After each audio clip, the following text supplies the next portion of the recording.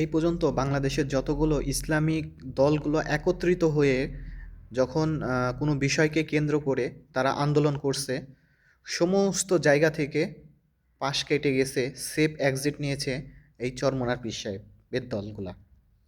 আচ্ছা, আপনি একটু ভালো করে ভাবেন এবং রিসার্চ করেন। 2013 সালে যখন আন্দোলন হয়, সমস্ত ইসলামিক দলগুলো যখন একত্রিত হয়, দ্বিধাদ্বন্দ্বে ছিল কিন্তু ইসলামী আন্দোলন বাংলাদেশ চরমোনার যে দল।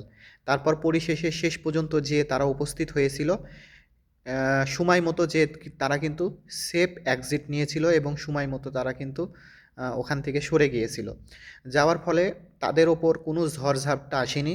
ওই সময়ে যারা এই হেফাজতের নেতৃত্ব দিয়েছেন, ঝড়গুলো তাদের ওপর আসছে কিন্তু। তারপরে আসেন যে সামনে 18-র দিকে একটা আহ, আন্দোলন হয়েছিল আওয়ামী লীগের বিরুদ্ধে। সেইখানেও কিন্তু তারা সেফ এক্সিট নিয়ে তারা মানে গুছাই নিয়েছিল, তাদের কোনো সমস্যা হয়নি। যখন মুজিব বিরোধী অর্থাৎ হচ্ছে যে মূর্তি বিরোধী আন্দোলন হইল, সর্বপ্রথম ভূমিকা রাখছিল কিন্তু চরমোনার পীর সাহেব, যে মুজিবের বুড়িগঙ্গায় ভাসায় দেওয়ার কথা বক্তব্য দিয়েছিল। দেওয়ার পরে তারপরে হচ্ছে সেখান থেকেও তারা কিন্তু পাশ কেটে গিয়েছে, তারা সেফ এক্সিটে চলে গেছে। যাওয়ার পরে সেই ঝড়টা আসছে মামুনুল হক সহ অন্যান্য ইসলামিক দলের যারা নেতাকর্মী আছে তাদের ওপরে। শেষে এসে যে মোদি বিরোধী আন্দোলন হইল, দেশে মোদি আসার কারণে হাটহাজারী মাদ্রাসার 5 জন ছাত্র শহীদ হলো, সারা বাংলাদেশে অসংখ্য মানুষ শহীদ হলো।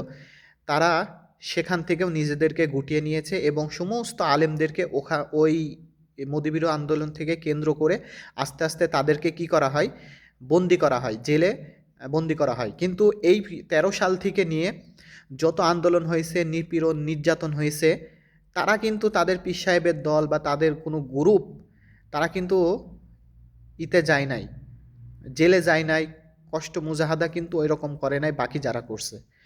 তো শেষ লগ্নে আসে, এই ক্লান্তি লগ্নে ভোটের একত্রিত হলো, নির্বাচনের সমস্ত ইসলামিক দলগুলো ঐক্য হলো, হওয়ার পরিশেষে সময় মতো তারা কিন্তু আবারও সেই পিস্টান মারল।